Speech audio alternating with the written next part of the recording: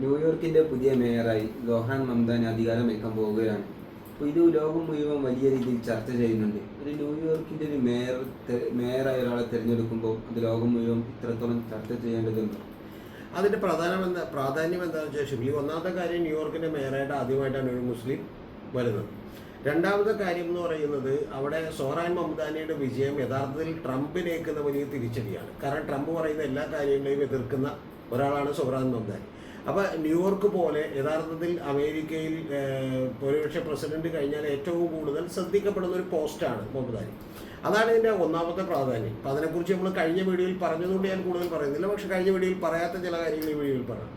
യഥാർത്ഥത്തിൽ നമ്മുടെ ഇവിടെയുള്ള മലയാളികളായിട്ടുള്ള നിരവധി പേർ എന്നെ വിളിച്ച് ചോദിച്ചിരുന്നു. അവർ വിചാരിക്കുന്നത് ഒരു മേയറായല്ലേ ഉള്ളൂ എന്നൊക്കെയുള്ളതാണ്. ചില വീഡിയോകളൊക്കെ അങ്ങനെ കണ്ടിരുന്നു. അവർ വിചാരിക്കുന്നത് തിരുവനന്തപുരം മേയർ ആര്യ രാജേന്ദ്രനെ പോലെയോ അല്ലെങ്കിൽ ബീര ഫിലിപ്പ് കൊലിക്കറ്റ് മേയറായ പോലെയോ അല്ലെങ്കിൽ ഈ പറയുന്ന പോലെ MK വർഗീസ് മറ്റേ നമ്മുടെ തൃശ്ശൂർ മേയറായ പോലെയൊക്കെ ഒരു മേയറായിരിക്കും എന്നാണ് വിചാരിക്കണം.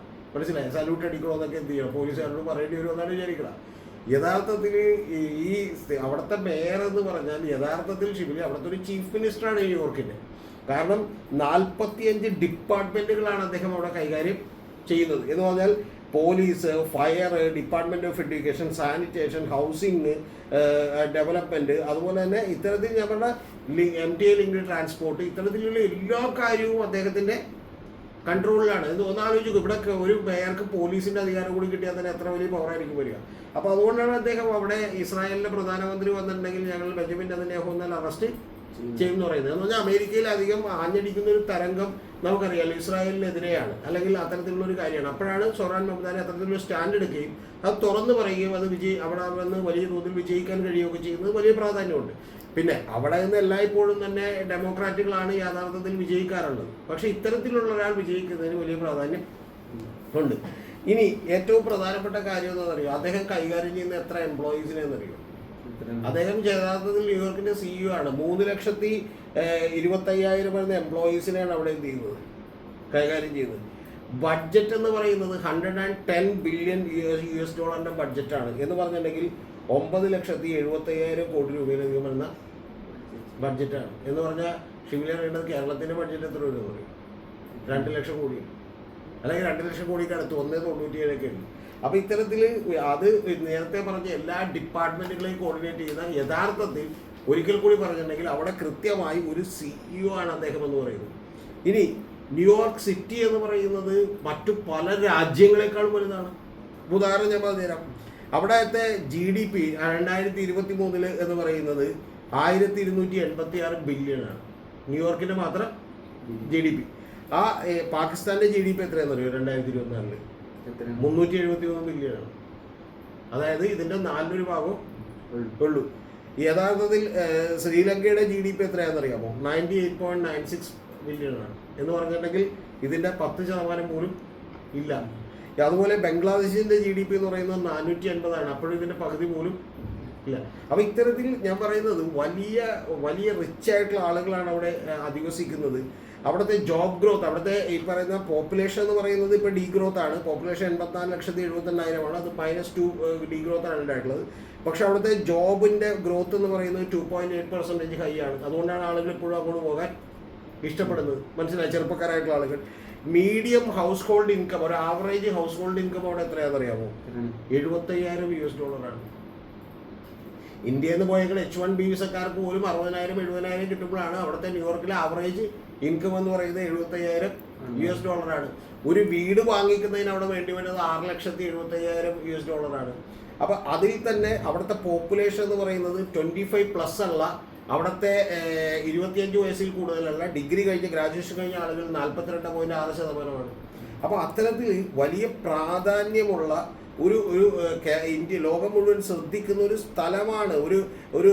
അവിടെ മെൽറ്റിംഗ് പോയിന്റ് ഓഫ് സിവിലൈസേഷൻ എന്ന് പറയും. എന്ന് പറഞ്ഞിട്ടുണ്ടെങ്കിൽ എല്ലാ തരത്തിലുള്ള രാജ്യത്തുള്ള ആളുകളെയും എല്ലാ തരത്തിലുള്ള സംസ്കാരങ്ങളെയും എല്ലാം നമുക്ക് അവിടെ കാണാം. കാരണം എന്തുകൊണ്ടാണെന്ന് വെച്ചാൽ എല്ലാം ഇത് മെൽറ്റ് ചെയ്ത് അലിഞ്ഞില്ലാതായി പോകുന്ന ഒരു ലെവലിലാണ് അവിടെ കൾച്ചറൽ. അപ്പോൾ ഇത്തരത്തിലൊക്കെ പ്രാധാന്യമുള്ളൊരു സിറ്റിയാണ്. അല്ലാതെ നമ്മളിവിടെ ഇരുന്നിട്ട് ജസ്റ്റ് ഒരു മേയറായതല്ലേ, ഇതിപ്പോൾ എന്തിനാണ് എല്ലാവരും കൂടി തുള്ളാനെന്നൊക്കെ യഥാർത്ഥത്തിൽ ഈ സംഘപരിവാർ ഗ്രൂപ്പുകളിലൊക്കെ വരുന്ന കാര്യം കേട്ട് ചിരിച്ചത് കൊണ്ടാണ് ഞാൻ ഇത്രയും ഡീറ്റെയിൽ ആയിട്ട് ഇത് പറഞ്ഞത്. പിന്നെ എന്തൊക്കെയാണ് അവിടുത്തെ ഒരു ഇലക്ഷൻ്റെ പ്രത്യേകത ഈ തവണത്തെ? ഇത്തവണത്തെ ഇലക്ഷന്റെ പ്രത്യേകത എന്ന് പറഞ്ഞാൽ ഒന്നാമത്തത് സൊഹ്റാൻ മംദാനിക്ക് പലരും വിചാരിക്കുന്ന പോലെ US പ്രസിഡന്റ് ഒന്നും ആകാൻ കഴിയില്ല. കാരണം അദ്ദേഹം ഷിബിലി അറിയേണ്ടത് ഉഗാണ്ടയിൽ ജനിച്ച ഒരാളാണ്. അദ്ദേഹം ഈ 7 കൊല്ലം മുമ്പ് മാത്രം US സിറ്റിസൺഷിപ്പിലേക്ക് വന്നതാണ്. അദ്ദേഹത്തിന്റെ അച്ഛൻ ഇന്ത്യക്കാരനാണ്. മഹ്മൂദ് എന്ന് പറയുന്ന സൊഹ്റാൻ ഈ പറയുന്ന അദ്ദേഹത്തിന്റെ അച്ഛൻ ഇന്ത്യക്കാരനാണ്. മീര നയ്യാർ എന്ന് പറയുന്ന വലിയ പ്രശസ്തയായിട്ടുള്ള സംവിധായിക, അവർ രണ്ടുപേരും ഇന്ത്യക്കാരാണ്. പക്ഷെ അവർ ഇവിടുന്ന് ഉഗാണ്ടയിലേക്ക് പോവുകയും പിന്നീട് അമേരിക്കയിലേക്ക് മറ്റൊരു രാജ്യത്തുമായിട്ട് വീണ്ടും എന്ത് ചെയ്താണ് അമേരിക്കയിൽ എത്തിപ്പെടുകയും ചെയ്തിട്ടുള്ള ഒരാളുകളാണ്. ഇദ്ദേഹത്തിന് അവിടെ കിട്ടിയിരിക്കുന്ന വോട്ടെന്ന് പറയുന്നത്, അതാണ് നമ്മുടെ അടുത്ത പ്രശ്നം, 50.4% വോട്ടാണ് എന്ന് പറഞ്ഞിട്ടുണ്ടെങ്കിൽ 10,36,000 വരുന്ന വോട്ടാണ്. അവിടുത്തെ ഏറ്റവും നിയറസ്റ്റ് ആയിട്ടുള്ള കോമ്പറ്റീറ്റർ അവർ യഥാർത്ഥത്തിൽ, അതാണ് ഏറ്റവും അടുത്ത പ്രശ്നം, റിപ്പബ്ലിക്കൻ. അദ്ദേഹം റിപ്പബ്ലിക്കൻ അല്ല, അദ്ദേഹം നേരത്തെ ഡെമോക്രാറ്റിൽ നിന്ന ഒരാളാണ്. അദ്ദേഹം സ്വതന്ത്രമായി നിന്ന ഒരാളാണ്, ആൻഡ്രൂ കുമോ. ഈ ആൻഡ്രൂ കുമോ കിട്ടിയിരിക്കണമെന്ന 41.6% വോട്ടാണ്. യഥാർത്ഥത്തിൽ അവിടെ റിപ്പബ്ലിക്കൻ്റെ ഒരു സ്ഥാനാർത്ഥി ഉണ്ടായിരുന്നു, അത് കർട്ടിസ് ആൽവ എന്ന് പറയുന്നത്. പക്ഷെ അദ്ദേഹത്തെ പോലും ട്രംപ് സപ്പോർട്ട് ചെയ്തില്ല. കാരണം ട്രംപിനെ സംബന്ധിച്ചിടത്തോളം ഇയാളല്ലാതെ വേറെ ആര് വന്നാലും ട്രംപ് ഓക്കെയാണ്. അപ്പോൾ അതുകൊണ്ട് അദ്ദേഹത്തിന് കിട്ടിയത് 1.5 ലക്ഷത്തിൽ താഴെ വോട്ടാണ്, 7.1% വോട്ടാണ്. പിന്നെ എറിക് ആഡംസ് എന്ന് പറയുന്ന ആൾ കൂടി മത്സരിച്ചിരുന്നു. അദ്ദേഹം എൻ്റെ ഓർമ്മ ശരിയാണെങ്കിൽ അദ്ദേഹം അവിടുത്തെ ഇപ്പോഴത്തെ ന്യൂയോർക്കിൻ്റെ മേയറാണ്. അപ്പോൾ അദ്ദേഹത്തിന് 0.3% ആണ് എന്ത് ചെയ്തിട്ടുള്ളത്, വോട്ട് കിട്ടിയത്. അപ്പോൾ ഇത്തരത്തിൽ അവിടെ ഈ പറയുന്ന വോട്ട് ഇതാണ് കിട്ടിയത്. ഇനി ആരൊക്കെയാണ് ഇദ്ദേഹത്തിന് വോട്ട് ചെയ്തതെന്ന് നമുക്ക് നോക്കാം. 18 മുതൽ 29 വയസ്സ് വരെയുള്ള 78% പേരാണ്. 30 മുതൽ 44 വരെയുള്ള 66% പേരാണ്. എന്ന് പറഞ്ഞാൽ മഹാഭൂരിപക്ഷ വോട്ടുകളും വന്നേക്കുന്നത് 18 മുതൽ 44% വരെയുള്ളതാണ്. പിന്നെ കുറച്ച് കുറയുന്നത് ഇദ്ദേഹത്തിന് 50% വോട്ട് കിട്ടാതെ 45 മുതൽ 64 വരെയുള്ള 43% പേരുണ്ട്. 65% മുകളിലേക്കുള്ള 36% ആളുകളുണ്ട്. എന്ന് പറഞ്ഞാൽ വലിയ തോതിൽ യുവാക്കളുടെ ഒരു ഹരമായി ഇദ്ദേഹം മാറി. ഇനി അടുത്തത് അവിടുത്തെ ഒരു ഹൗസ് ഹോൾഡ് ഇൻകം, അതായത് പാവപ്പെട്ട സാധാരണക്കാരായ ആളുകൾ അല്ലെങ്കിൽ പണക്കാരായിട്ടുള്ള ആളുകൾ എങ്ങനെ വോട്ട് ചെയ്തു എന്നുള്ളത് കൂടി നമുക്കൊന്ന് പരിശോധിക്കാം. $30,000 താഴെ വരുമാനമുള്ള 41% പേർ ആർക്ക് വോട്ട് ചെയ്തു? ഈ പറയുന്ന സൊഹ്റാൻ മംദാനിക്ക് വോട്ട് ചെയ്തു. ഞാനിത് പറയാൻ കാര്യം എന്താണെന്ന് വെച്ചാൽ, ഈ സൊഹ്റാൻ മംദാനി അവിടെ വില കുറച്ച് ഗ്രോസറികൾ കൊടുക്കും, അതുപോലെ തന്നെ റെന്റ് പരിമിതപ്പെടുത്തും, റെന്റിന്റെ ഹൈക്ക് ഇല്ലാതാക്കും, അങ്ങനെ മെട്രോയിൽ മറ്റേ ഇത് ഫ്രീ ആക്കുമെന്നൊക്കെ പറഞ്ഞ് ആം ആദ്മി കൊടുക്കുന്ന പോലെയുള്ള നിരവധി വാഗ്ദാനങ്ങൾ അവിടെ കൊടുത്തിരുന്നു. അപ്പോൾ അങ്ങനെ വാഗ്ദാനങ്ങൾ കൊടുക്കുമ്പോൾ നമ്മൾ ഏറ്റവും കൂടുതൽ വോട്ട് ചെയ്യേണ്ടത് പാവപ്പെട്ടവരാണ്. പക്ഷെ പാവപ്പെട്ടവർ 50% വരെ വോട്ട് ചെയ്തിട്ടില്ല. അവർ 41% പേരെ ആർക്ക് വോട്ട് ചെയ്തിട്ടുള്ളൂ? സൊഹ്റാൻ മംദാനിക്ക് വോട്ട് ചെയ്തിട്ടുള്ളൂ. പകരം പലരും പറയുന്നത് മറ്റേ വാഗ്ദാനം കൊണ്ടാണ് ഇദ്ദേഹം ജയിച്ചതെന്നാണ്. പക്ഷേ 30,000 ഒരു ആവറേജ് മിഡിൽ ക്ലാസ് ആയിട്ടുള്ള ആളുകൾ ഇദ്ദേഹത്തിന് വോട്ട് ചെയ്തിട്ടുണ്ട്. 30,000 $50,000 അടക്കമുള്ള 53% പേരും, 50,000 100, അതായത് $100K കിട്ടുന്ന 55% പേരും വോട്ട് ചെയ്തിട്ടുണ്ട്. പക്ഷേ ശ്രദ്ധിക്കേണ്ട മറ്റൊരു കാര്യം, ഒരു $200 വരെ, 100-നും $200-നും 100, അതായത് $1 ലക്ഷം ഈ പറയുന്ന $2 ലക്ഷം ഇടക്ക് കിട്ടുന്ന ആളുകളും എന്ത് ചെയ്തിട്ടുണ്ട്? 55% പേര് വോട്ട് ചെയ്തിട്ടുണ്ട്. $2 ലക്ഷം $3 ലക്ഷം ഇടക്ക് കിട്ടുന്ന ആളുകളും 51% പേര് വോട്ട് ചെയ്തിട്ടുണ്ട്. എന്ന് പറഞ്ഞാൽ ഏതാണ്ട് ഒരു ആവറേജ് ആളുകൾ, മിഡിൽ ക്ലാസ് ആളുകൾ, അപ്പർ മിഡിൽ ക്ലാസ് ആളുകളൊക്കെ തന്നെ അദ്ദേഹത്തിന് വോട്ട് ചെയ്തു. അത് അദ്ദേഹത്തിന്റെ പ്രചരണ രീതി കൊണ്ട് കൂടിയായിരിക്കും എന്ന് ഞാൻ വിചാരിക്കുന്നു. കാരണം പ്രചരണ രീതികളെല്ലാം തന്നെ സോഷ്യൽ മീഡിയയാണ് കൂടുതലായിട്ട് ഉപയോഗിക്കപ്പെട്ടത്. വളരെ ലോവർ ലെവലിൽ നിൽക്കുന്ന $30,000 താഴെയുള്ള ആളുകളുടെ 41% വോട്ടേ കിട്ടിയുള്ളൂ. അതേസമയം തന്നെ വളരെ അപ്പർ ക്ലാസ് ആയിട്ടുള്ള, അതായത് $3 ലക്ഷം കൂടുതൽ ഒരു വർഷം വരുമാനം ഉണ്ടാക്കുന്ന 34% പേരെ വോട്ട് കിട്ടിയുള്ളൂ. അതായത് ഇതിന്റെ ഇടക്ക് നിൽക്കുന്ന ആളുകൾക്ക് മുഴുവൻ ഇത്തരത്തിലുള്ള വോട്ടുകൾ കിട്ടി എന്നുള്ളതാണ് യാഥാർത്ഥ്യം. ഇനി മറ്റൊരു പ്രധാനപ്പെട്ട കാര്യം കൂടിയുള്ളത്, റേസ്, വൈറ്റ്സ് എങ്ങനെയാണ് വോട്ട് ചെയ്തത്, ബ്ലാക്സ് എങ്ങനെയാണ് വോട്ട് ചെയ്തത് എന്നുള്ളത് കൂടി പരിശോധിക്കാം. ബ്ലാക്സിന് വലിയ പ്രാമുഖ്യമുണ്ട്. അവിടെ ബ്ലാക്സിന്റെ 55% വോട്ട് സൊഹ്റാൻ മംദാനിക്കാണ്. അത് സ്വാഭാവികമായിട്ടും ആളുകൾ പ്രതീക്ഷിക്കുന്നൊരു കാര്യമാണ്. വൈറ്റ്സ് 46%, ഏഷ്യൻസ് 51%, ബാക്കിയുള്ള ആളുകൾ 61% പേരാണ് വോട്ട് ചെയ്തിട്ടുള്ളത്. എന്ന് പറഞ്ഞാൽ വളരെ കൃത്യമായി ഇവരെ ഓരോരുത്തരെയും ടാർഗറ്റ് ചെയ്തുകൊണ്ട്, ഇത് കൂടാതെ തന്നെ മതപരമായിട്ട് ഹിന്ദുസ് ഫോർ മംദാനി, അതുപോലെ ജ്യൂസ് ഫോർ മംദാനി എന്നൊക്കെയുള്ള ക്യാമ്പയിനൊക്കെ നടത്തിയിരുന്നു. അത്തരത്തിലും ഇത് വലിയ തോതിലുള്ള ഈ പറഞ്ഞ ഗുണം ആർക്കുണ്ടാക്കി? മംദാനിക്ക് ഉണ്ടാക്കി. അപ്പോൾ ഇത്തരത്തിലുള്ള കാര്യങ്ങളോ വിശദാംശങ്ങളോ ഒന്നും മലയാളത്തിൽ ഒരു മീഡിയയും ചർച്ച ചെയ്യാതെ നമ്മൾ വെറുതെ ഒരു പെരിഫറലായിട്ട് തൊലിപ്പുറമെയുള്ള കാര്യങ്ങൾ മാത്രമാണ് ചർച്ച ചെയ്തുകൊണ്ടിരിക്കുന്നത്. ഇലക്ഷൻ സമയത്തും ഇത് റിസൾട്ട് വന്നപ്പോഴൊക്കെ വലിയ രീതിയിൽ ചർച്ചയാണ് ട്രംപും മംദാനിയും തമ്മിലുള്ള വാക്തർക്കങ്ങൾ. അപ്പോൾ എന്താണ് ഇതിനുള്ളൊരു കാരണം? അല്ല, അതിന്റെ കാരണം എന്ന് പറയുന്നത്, ട്രംപ് എന്തിനേക്ക് അനുകൂലിക്കുന്നുണ്ടോ അതിനെ മുഴുവൻ എതിർക്കുന്ന ഒരാളാണ് മംദാനി. കാരണം ട്രംപ് മുസ്ലിം സമുദായം അല്ലെങ്കിൽ അതിന്റെ ഫണ്ടമെന്റലിസ്റ്റുകൾക്കെതിരാണ്. പക്ഷെ മംദാനി അതിനെ എതിർക്കുന്നില്ല. ഫലസ്തീന് അല്ലെങ്കിൽ ഹമാസിനെതിരാണ് യഥാർത്ഥത്തിൽ ട്രംപ്. പക്ഷേ മമദാനി പറയുന്നത് അവർ ഇന്തിഫാദയെ എതിർക്കേണ്ട കാര്യം ഇല്ല എന്നുള്ളതാണ്. അതുപോലെ ഇസ്രായേലിന് എതിരാണ് മമദാനി എന്ന് മാത്രമല്ല, ഇസ്രായേലിൻ്റെ ബെഞ്ചമിൻ നെതന്യാഹു ന്യൂയോർക്കിൽ വന്നിട്ടുണ്ടെങ്കിൽ ഞങ്ങൾ അറസ്റ്റ് ചെയ്യും എന്നാണ് പറയുന്നത്. അപ്പോൾ ഇത്തരത്തിൽ യഥാർത്ഥത്തിൽ അവിടെ ഒരു റേസിസ്റ്റ് ആയിട്ടുള്ള സമീപനം എടുക്കുന്ന ട്രംപിൻ്റെ എല്ലാ നയങ്ങളോടും തന്നെ മമദാനി എതിർപ്പാണ്.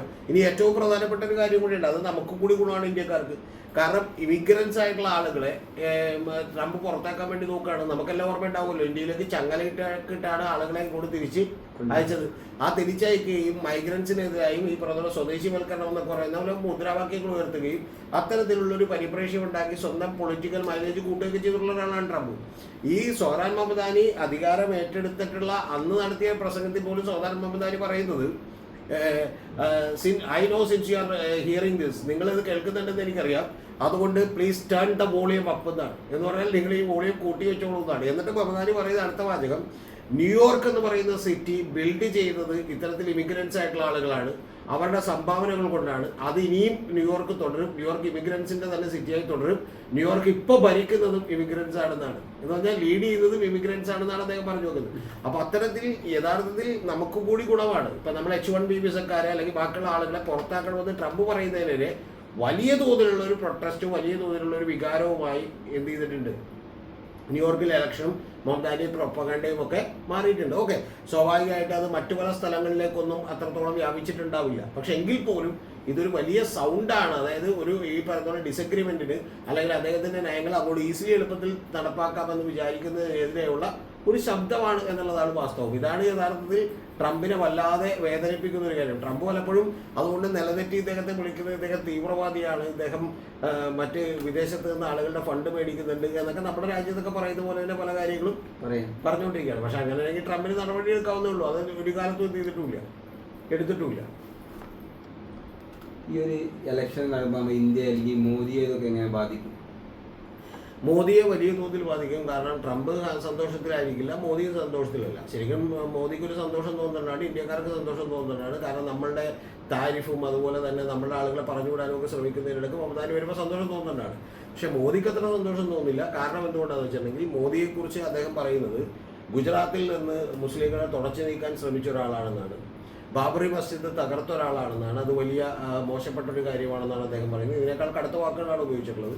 അതുകൂടാതെ അദ്ദേഹം പറയുന്നത് വാർ ക്രിമിനലാണ് എന്നാണ് പറയുന്നത് മോദിയെക്കുറിച്ച്. അതായത് ഒരു യുദ്ധ കുറ്റവാളിയാണ്, യുദ്ധ ക്രിമിനലാണ് ആര്, നരേന്ദ്രമോദിയാണെന്നാണ് പറയുന്നത്. അതുകൊണ്ട് നരേന്ദ്രമോദി ഇനിയിപ്പോൾ മാഡിസൺ സ്ക്വയറിൽ ചെന്ന് ചിലപ്പോൾ ഇനി അടുത്ത തവണ നടത്തിയ പോലെ ഏതെങ്കിലും തരത്തിലുള്ള പ്രൊപ്പഗാണ്ടയോ പരിപാടികളോ നടത്താൻ ചിലപ്പോൾ അദ്ദേഹം അനുവദിക്കണമെന്ന് നിർബന്ധമില്ല.